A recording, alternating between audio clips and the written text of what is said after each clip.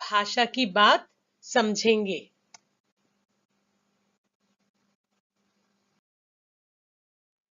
भाषा की बात पाठ 2। प्रश्न नंबर 1 है, क्रियाओं से भी भाववाचक संज्ञाएं बनती हैं, जैसे मारना से मार, काटना से काट, हारना से हार, सीखना से सीख, पलटना से पलट और हड़पना से हड़प। भाववाचक संज्ञाएं बनी हैं। तुम भी इस संस्मरण से कुछ क्रियाओं को छांटकर लिखो और उनसे भाववाचक संज्ञा बनाओ। जैसे कि बेटा हम देख रहे हैं इसमें प्रश्न में, मारना जो है, जैसे क्रिया की क्या परिभाषा अभी हम आगे समझेंगे, फिर आपको और अच्छे से स्पष्ट हो जाएगा।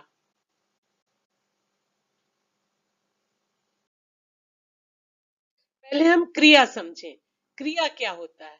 जिस शब्द से किसी कार्य का करना या होना व्यक्त होता है उसे क्रिया कहते हैं। सुमित लिख रहा है, चिड़िया उड़ रही है।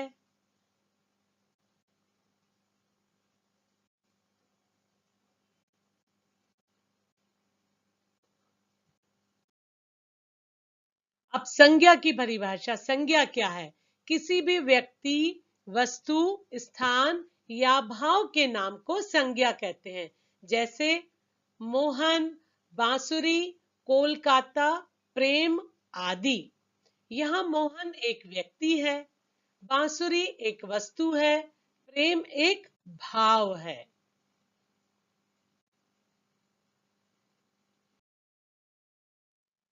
अब देखिए आगे, पाठ में छांटकर क्रिया शब्दों को भाववाचक संज्ञा में बदलना है। हमको क्रिया छांटना भी, अपन ने क्रिया की परिभाषा समझे, अब हमको क्रिया शब्द को छांटकर उसको भाववाचक संज्ञा में बदलना है। क्रिया शब्द और भाववाचक संज्ञा शब्द। समझना, समझ, उसको भाववाचक संज्ञा में अगर हम बदलेंगे समझना को तो वो हो जाएगा शब्द समझ। खरीदना, खरीद, चमकीला, चमक, मजाकिया, मजाक, भूलना, भूल, सोचना, सोच, मिलना, मेल या मिलन, बदलना, बदल। प्रश्न नंबर 2 है, 4 दिन, कुछ व्यक्ति, 1 लीटर, दूध आदि शब्दों के प्रयोग पर ध्यान दो तो पता चलेगा कि इनमें 4, कुछ और 1 लीटर शब्द से संख्या या परिमाण का आभास होता। परिमाण मतलब उसकी कितनी क्वांटिटी है उसका हमको आभास होता है, क्योंकि ये संख्यावाचक विशेषण है। ये जो शब्द हैं, जो लीटर और ये शब्द बता रहे हैं, परिमाण जो हमको बता रहे हैं, नंबर बता रहे हैं, ये सारे संख्यावाचक विशेषण हैं, क्योंकि ये संज्ञा की विशेषता बता रहे हैं अंकों में। इसमें भी 4 दिन से निश्चित संख्या का बोध होता है। निश्चित संख्या मतलब एक अनुमान नहीं लगा रहे हैं हम कि इतनी या कुछ, एक निश्चित 4 बता दिए मतलब हमको पता है 1 2 3 4, तो 4 एक निश्चित संख्या का हमको बोध करा रहा है, इसलिए इसको निश्चित संख्यावाचक विशेषण कहते हैं। और कुछ व्यक्ति से अनिश्चित संख्या का बोध होने से इसमें अनिश्चित संख्यावाचक विशेषण कहते हैं।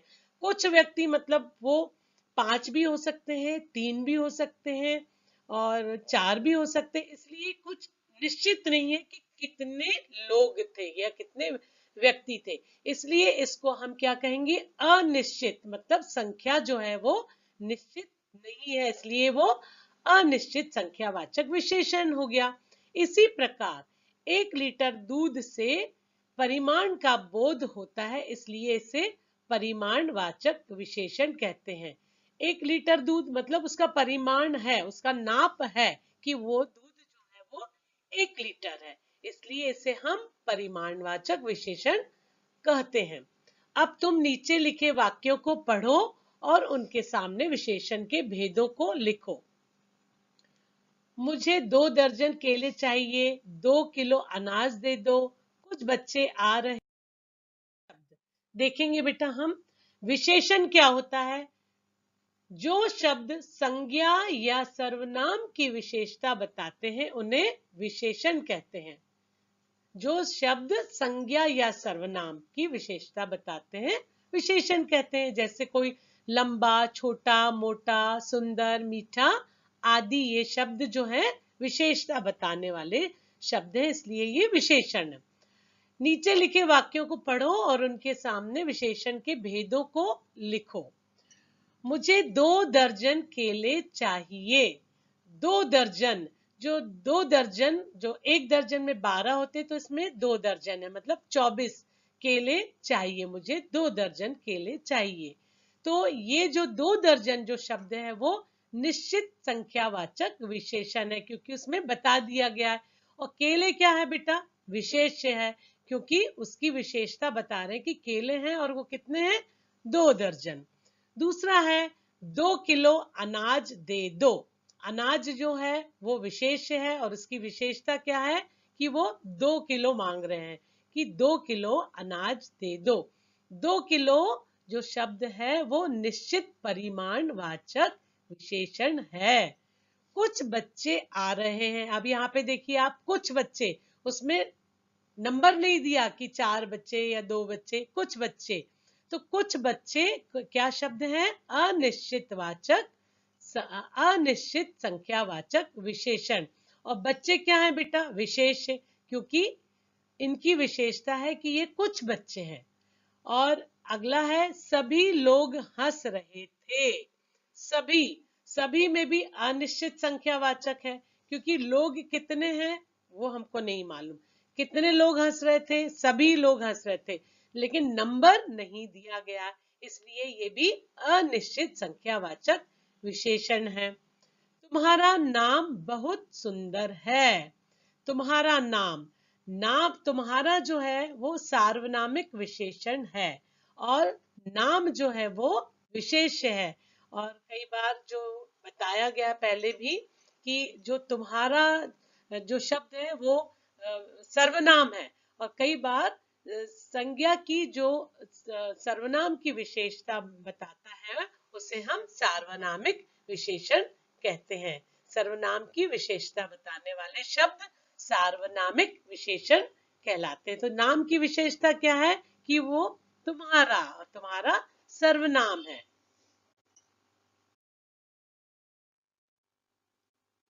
कपड़ों में मेरी दिलचस्पियां मेरी मौसी जानती थी।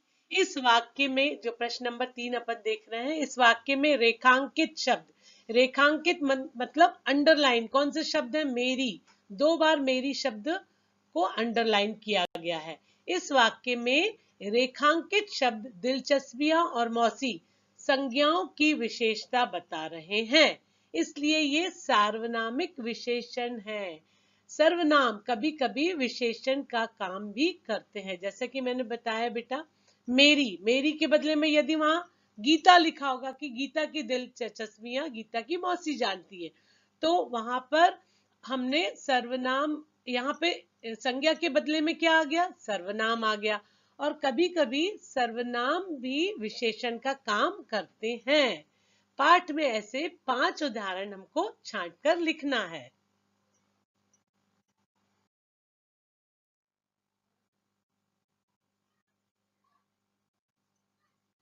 सार्वनामिक विशेषण की पहले परिभाषा समझेंगे बेटा। जब विशेषण के रूप में सर्वनामों का प्रयोग होता है तो उन्हें सार्वनामिक विशेषण कहते हैं। विशेषण के रूप में सर्वनाम का विशेषता बताने वाले शब्द विशेषण हो गए, ठीक है। और संज्ञा के बदले में जो शब्द आते हैं वो सर्वनाम कहलाते हैं। तो उन्हें सार्वनामिक विशेषण की परिभाषा आपने समझ लिया।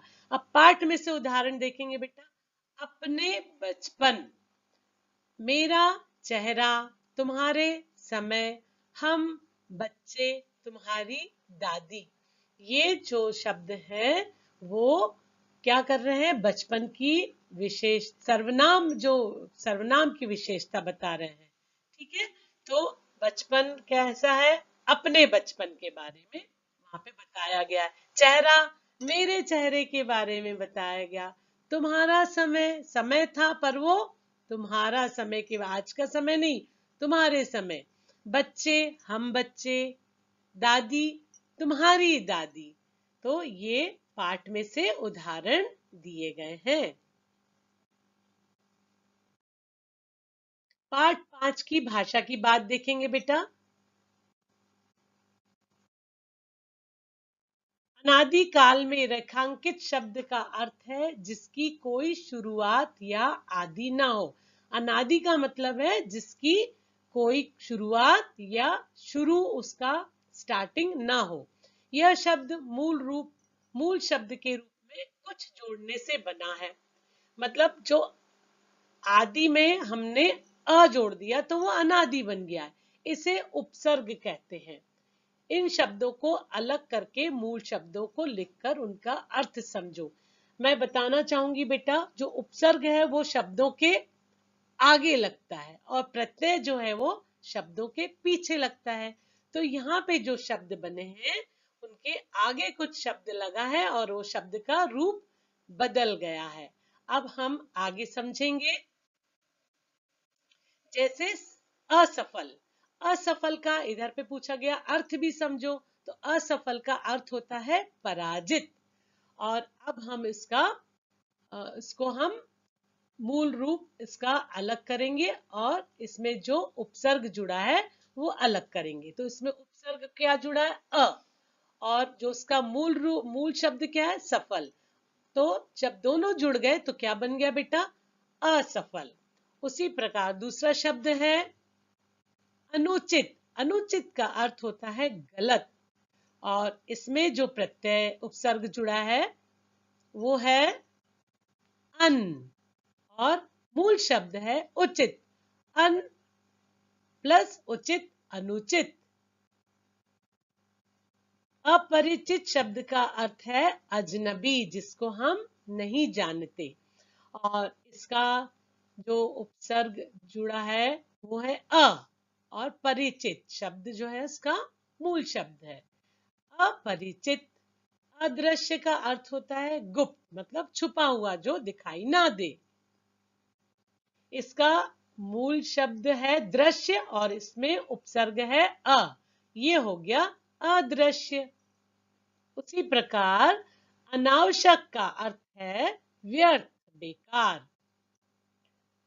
अब आवश्यक शब्द में अन जुड़ गया है, आगे उपसर्ग लग गया है और बन गया है अनावश्यक। अनिच्छा का अर्थ होता है अरुचि, जिसमें हमको रुचि ना हो। और इसमें उपसर्ग बना है, आगे लगा है अन और उसमें जुड़ा है मूल शब्द में इच्छा, मूल शब्द है और बन गया है अनिच्छा। प्रश्न नंबर 2 देखेंगे। वैसे तो संख्याएं संज्ञा होती हैं पर कभी कभी ये विशेषण का काम भी करती हैं। संख्याएं संज्ञा होती हैं और ये विशेषण का काम भी, मतलब विशेषता भी बता देती हैं कई बार। ये हमारी धरती लगभग 5 अरब साल पुरानी है। ये धरती ये क्या बता रही है कि हमारी धरती लगभग 5 अरब साल पुरानी है। और कोई 10,000 साल पहले आदमी ने गांव को बसाना शुरू किया था।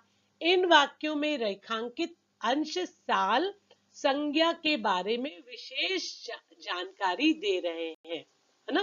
देखा आपने, जो साल है ना, उसकी संज्ञा शब्द के बारे में जानकारी दे रहे हैं कि ये कितने साल पुरानी है? 5 अरब। और दूसरे शब्द में 10,000।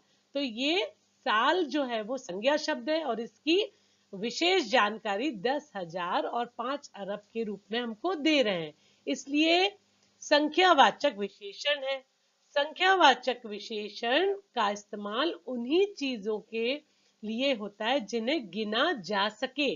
जैसे 4 संतरे, 5 बच्चे, 3 शहर आदि। पर यदि किसी चीज को गिना नहीं जा सकता तो उसके साथ संख्या वाचक शब्द के अलावा नापतोल आदि के शब्दों का इस्तेमाल भी किया जा सकता है। जैसे 3 जग पानी, 1 किलो चीनी।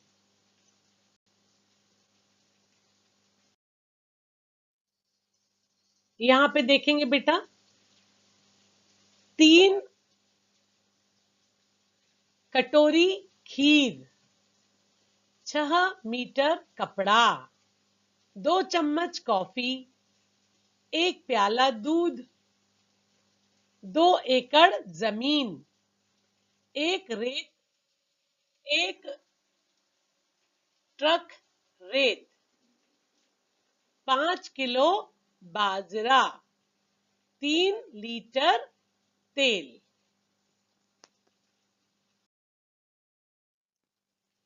भाषा की बात पाठ 7। पाठ 7 के भाषा की बात समझेंगे। पहला प्रश्न है, हाथ और हस्त एक ही शब्द के 2 रूप है। नीचे दिए शब्दों में हस्त और हाथ छिपे हैं। शब्दों को पढ़कर बताओ कि हाथों का इनमें क्या काम है। हथकड़ी, हाथ घड़ी। हाथ घड़ी हाथ की कलाई पर पहनी जाती है। हथौड़ा, हाथ से मार करने वाला औजार। हस्तशिल्प, हाथ से की जाने वाली शिल्पकारी। हस्तक्षेप, हस्तक्षेप का अर्थ है बीच बचाव करने के लिए, मतलब दखल देना। कई बार बीच बचाव करने के लिए हमको उस मैटर में जाना पड़ता है, तो हमको दखल देना पड़ता है किसी काम में। निहत्था, जिसके हाथ में हथियार न हो। हथकंडा, गलत तरीका अपनाना। हस्ताक्षर, हाथ से अपना नाम लिखकर स्वीकृति देना। हथकरघा, हाथ से किए जाने वाले उद्योग। प्रश्न नंबर 2। इस गीत में पर्वत, शीश, रास्ता, इंसान जैसे शब्दों के प्रयोग हुए हैं। इन शब्दों के प्रचलित रूप लिखो। प्रचलित मतलब जो चलन में है। पर्वत नहीं बोलते हम लोग, ये चलन में, ये शब्द जो दिए गए हैं ये चलन में नहीं है। हमको क्या लिखना है? प्रचलित, जो चलन में है, जो इस्तेमाल होते हैं, उन शब्दों को लिखना है। पर्वत, पहाड़, पर्वत। शीश, शीश, सिर, माथा। रास्ता, रास्ता। इंसान, इंसान और मनुष्य। प्रश्न नंबर 3 देखेंगे बेटा। कल गैरों की खातिर की, आज अपने खातिर करना। इस वाक्य को गीतकार इस प्रकार कहना चाहता है, तुमने कल गैरों की खातिर मेहनत की, आज अपनी खातिर करना। आज तुमको अपने लिए मेहनत करना। इस वाक्य में तुम करता है जो गीत की पंक्ति में छंद बनाए रखने के लिए हटा दिया गया है। सबसे पहले यही आना था शब्द कि तुमने कल जब अपने खातिर मेहनत की है तो आज दूसरों की खातिर की हो। लेकिन छंद बनाए रखने के लिए, छंद मतलब उसका लय, उस जो पंक्ति में लय होता है, उसकी ताल बना के रखने, उसको जमाए रखने के लिए पहले हमको क्या हटा देना पड़ा? तुम शब्द को हटा देना पड़ा है। इसीलिए यह सर्वनाम है। ऐसे सर्वनाम जो अपने आप के बारे में बताए निजवाचक सर्वनाम कहलाते हैं। निज का अर्थ क्या होता है बेटा? अपना। निजवाचक सर्वनाम के 3 प्रकार होते हैं जो नीचे दिए गए वाक्यों में रेखांकित हैं। मैं अपने आप या आप घर चली जाऊंगी। बब्बन अपना काम खुद करता है। सुधा ने अपने लिए कुछ नहीं खरीदा। अब तुम निजवाचक सर्वनाम के निम्नलिखित रूपों को वाक्य में प्रयोग करो। अपने को, इसका वाक्य में प्रयोग कैसा होगा? अपने लिए, हमें अपने को दुश्मन से बचाना है। दूसरा, अपने पर, मुझे अपने पर भरोसा है। अपने से बड़े व्यक्तियों की बात माननी चाहिए। अपने लिए, हमें अपने लिए कुछ वक्त निकालना चाहिए। अपना, आप इसे अपना ही समझिए। आपस में झगड़े मत करो। थैंक यू बच्चों। मुझे उम्मीद है आपको भाषा की बात इन जो पाठों में से समझाया गया है, समझ में आ गई होगी।